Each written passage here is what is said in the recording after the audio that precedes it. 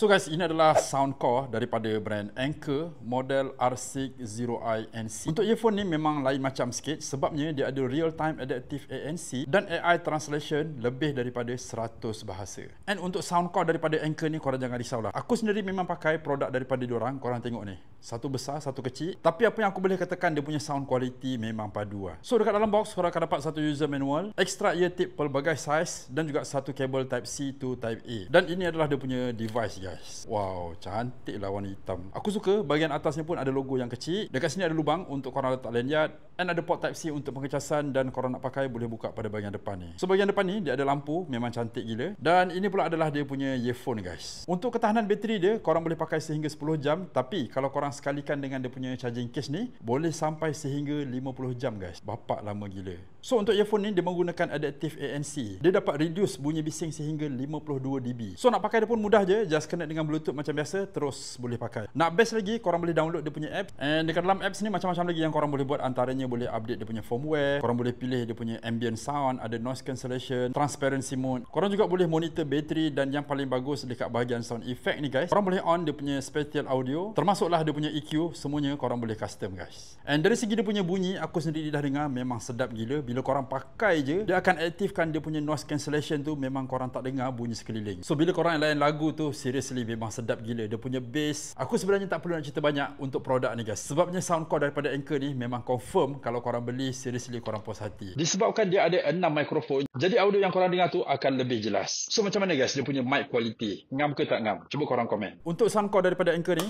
seriously aku recommend.